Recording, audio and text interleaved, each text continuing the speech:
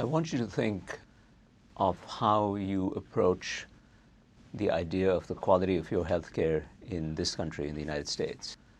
For those of you who are watching this from the United States, typically you would ask around to make sure that you had a good doctor. You would try to get a referral from your existing primary care provider, so-called PCP, or you would ask your friends who had been in similar situations and sort of triangulate and figure out who the good doctors were. But you would also have the support of a variety of institutional mechanisms that would ensure that the quality of the doctor that you were seeing was sufficiently high so as to reassure you that your care was being put in a good person's hands. Not just a competent professional, but also a good ethical person. There are lists published monthly, annually, semi-annually in the United States on the best doctors in this and that specialty. There are, of course, institutions that are ranked and rated all the time by different commissions of the US government.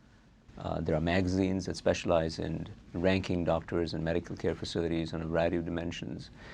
There is a veritable cornucopia of different ratings, and you might have the opposite problem that you'd have in other parts of the world, that here there is too much data to base your decision on.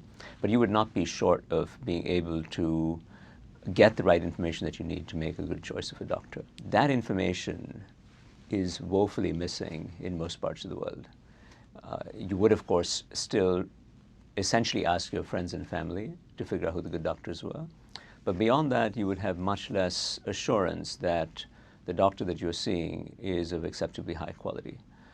Now, of course, if you were in the privileged classes, you would find a way around this. But for the vast majority of people in South Asia, in developing countries, it is very hard to access a doctor, let alone worry about the possibility that the doctor is not credentialed, is not ethical, is not sufficiently trained, has not had continuing education.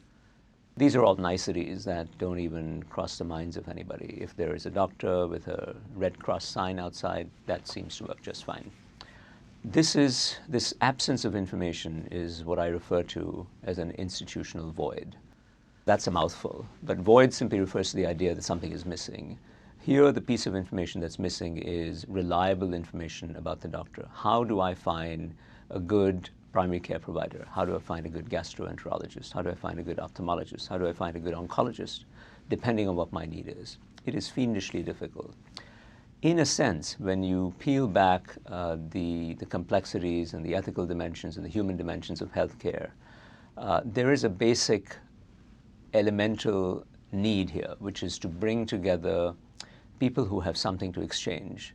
Economists would call this buyers and sellers coming together. Here the buyer is the patient. I'm going to use he since I'm thinking of myself, is a buyer of medical services, and the doctor is the seller of medical services. Now I realize calling them buyers and sellers isn't the most natural way, but bear with me for a second. To get the buyer and seller to come together, we basically need a little bit of information that's credible so that the buyer can find the seller and vice versa. That information is actually so taken for granted in different parts of the world and so completely difficult to engineer in an institutionalized capacity when you stop to think what it takes to make sure that that information is reliable, easily accessible, credible, reproducible, regeneratable, to coin a word for a second. You realize that there's a lot of complexity to it. And when that information is not there, then you have the most basic breakdown. A doctor can't find his patient, and a patient can't find his doctor, and medical care does not get delivered, and that's a problem.